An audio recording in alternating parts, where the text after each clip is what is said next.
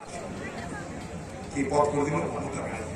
2011 সাল এই পশ্চিমবঙ্গে আরএসএস তার শাখা সংগঠন ছিল 300 থেকে 400, আর আরএসএস এর শাখা সংগঠন 6 থেকে 7 হাজার।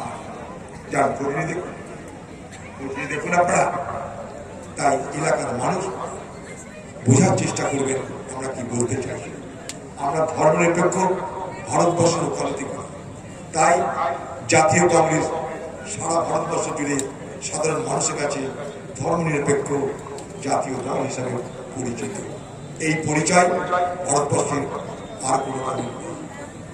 রাহুল গান্ধী ভারতবর্ষের নরেন্দ্র মোদীর বিপক্ষে দাঁড়িয়ে থাকা একমাত্র প্রতিবাদী যুবক।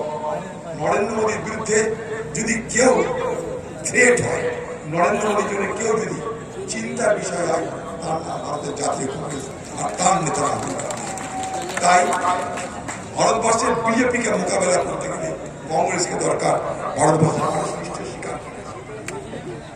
ভারতবর্ষ যেমন মোদীর মোকাবেলা করতে কংগ্রেস দরকার, রাহুল দরকার, তখন সেই রাহুলের হাত শক্ত করতে এই মুর্শিদাবাদে কংগ্রেসকে শক্তিশালী করা দরকার, বাংলায় কংগ্রেসকে শক্তিশালী করা দরকার।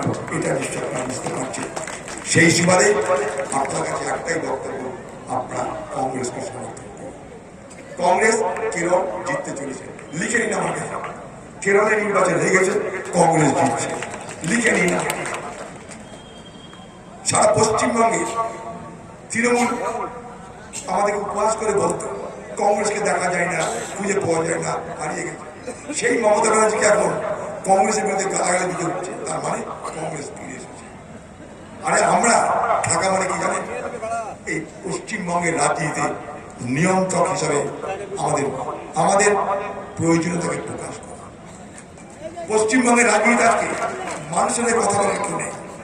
পশ্চিমবঙ্গের রাজনীতিতে একদিকে বিজেপি, একদিকে তৃণমূল, মানুষের কথা বলার কেউ নেই। বিধানসভার মধ্যে মমতা ব্যানার্জির বক্তব্য কি, আমি চণ্ডী পাঠ করতে জানি, আমি যেখানে শুয়ে থাকি আমার পিছনে শিবের মূর্তি আছে, আমাকে শিব রক্ষা করে, তাই আমার কোনো ভয় নাই। কে বলছে? বাংলার মুখ্যমন্ত্রী। এই মুর্শিদাবাদে এসে দাঙ্গা লাগায় বাংলার মুখ্যমন্ত্রী। তার দলের নেতা হুমায়ুন কবির সে এখন বলছে মমতা ব্যানার্জির নির্দেশে আমি দাঙ্গা করেছিলাম এবং বিবৃতি দিয়েছিলাম, কারণ মমতা ব্যানার্জি বলেছিল পুলিশের রিপোর্ট অনুযায়ী এই মুর্শিদাবাদ জেলার লোকসভা নির্বাচনে অধীর চৌধুরী 70 থেকে 75,000 ভোটে, মোহাম্মদ সেলিম 30 থেকে 35,000 ভোটে জিতবে, তাই দাঙ্গা লাগা।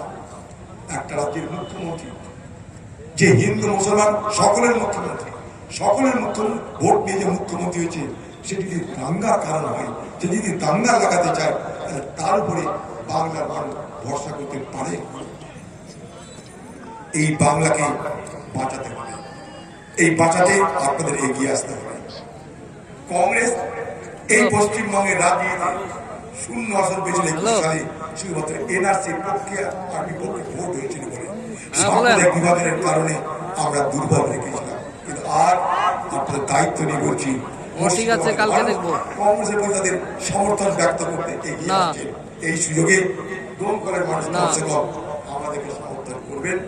আগামী দিনে বাংলার কংগ্রেস একটা নির্ণায়ক শক্তি হোক, এই জায়গায় আপনারা পৌঁছানোর ব্যবস্থা করবেন। বাংলা ভালোভাবে সদ্ভাব, মৈত্রী, সাম্যের বাতাবরণ তৃণমূল আমাকে আপনাকে কি দিয়েছে, আমাকে আপনাকে কি দিয়েছে, আমাদের সমাজকে কি দিয়েছে? চুরি ছাড়া, বাটপাড়ি ছাড়া, দুর্নীতি ছাড়া, সন্ত্রাস ছাড়া আমাকে আপনাকে আমাদের মুর্শিদাবাদকে আর কি দিয়েছে? তাই আর হিসাব নেওয়ার দিন, আর হিসাব নিতে গিয়ে তৃণমূলকে উৎখাত করার দিন। তা আপনাদের কাছে স্বনির্বন্ধ অনুরোধ, আমাদের অত্যন্ত স্নেহে আমার মনের মতো শাহনাজ বেগমকে আপনার দোয়া করবেন, দয়া করবেন, আশীর্বাদ করবেন, সহযোগিতা করবেন। আপনাদের আশীর্বাদ সহযোগিতা আমরা মনে রাখবো। দমকলের মানুষ ভরসা রাখতে পারেন, আমরা কখনো মানুষের পাশ থেকে সরে যাইনি, যাই না, কখনো সরে যাবো না। কারণ আপনাদের সঙ্গে আমাদের শুধু রাজনৈতিক বা নির্বাচনী সম্পর্ক নয়, আপনাদের সঙ্গে আমাদের আত্মীয়তা, ভ্রাতৃত্ব, বন্ধুত্বের সম্পর্ক। সেই সম্পর্ক থেকে দাবি নিয়ে, অধিকার নিয়ে শাহনাজ বেগমকে ভোট দেওয়ার আর্জি জানিয়ে আপনাদের সকলকে আমার শ্রদ্ধা ভক্তি নমস্কার সালাম স্নেহ ভালোবাসা জানিয়ে আমার কথা শেষ করছি। জয় হিন্দ। শ্রী অধীর রঞ্জন চৌধুরী